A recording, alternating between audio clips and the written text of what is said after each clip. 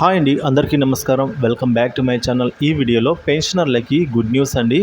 ఇక committed value of pension recovery period అయితే తగ్గింపు, పూర్తి వివరాలని ఈ వీడియో ద్వారా తెలుసుకోబోతున్నాము. వీడియోని ఎక్కడే కానీ స్కిప్ చేయకుండా చివరి దాకా చూడడానికి ప్రయత్నం చేయనప్పుడు పూర్తి ఇన్ఫర్మేషన్ అర్థమవుతుంది.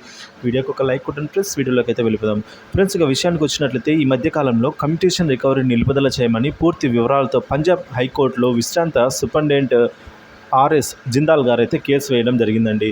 సో వివరాలను పరిశీలన చేసిన గౌరవ హైకోర్టు వారు జిందాల్ వారికి అయితే అనుకూలంగానే తీర్పును ఇస్తూ రికవరీ చేయవద్దు అని చెప్పి స్టే ఆర్డర్ అయితే ఇచ్చారు.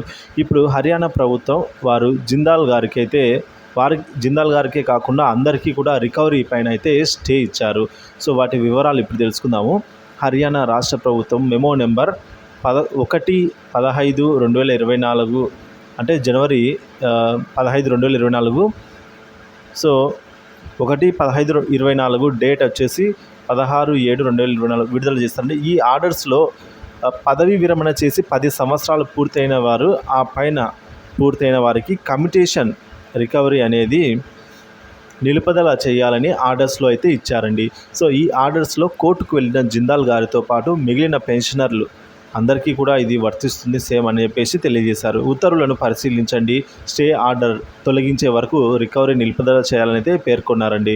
సో ఈ ఉత్తర్వులు దేశవ్యాప్తంగా పదవి విరమణ చేసిన వారికి శుభసూచకంగా, అలాగే కమ్యూటేషన్ రికవరీ అనేది 10 సంవత్సరాల 8 నెలలతో పూర్తి అవుతుంది. కానీ ప్రభుత్వాలు 15 సంవత్సరాలు రికవరీ చేస్తూ ఉన్నారు. దీనిపై హర్యానా ప్రభుత్వం కోర్టుకు వెళ్ళిన వారికే కాకుండా అందరికీ కూడా ఈ తీర్పు అనేది వర్తిస్తుంది అని తీర్పు ఇవ్వడం గమనార్హము.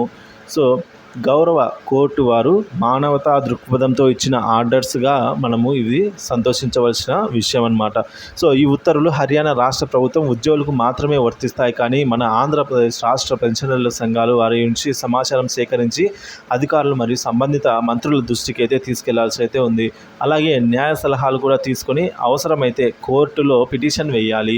ఎందువలన అంటే వేలాది మంది విశ్రాంత ఉద్యోగులు కమ్యూటేషన్ అదనపు రికవరీ వలన అయితే లక్షలాది రూపాయలు ఇప్పటికే నష్టపోతూ ఉన్నారు. రాష్ట్ర పెన్షనర్లు సంఘాలు కమ్యూటేషన్ రికవరీ పైన దృష్టి పెట్టవలసిందిగా వేలాది మంది పెన్షనర్లు అయితే ఇప్పటికే ఎదురు చూస్తూ ఉన్నారు.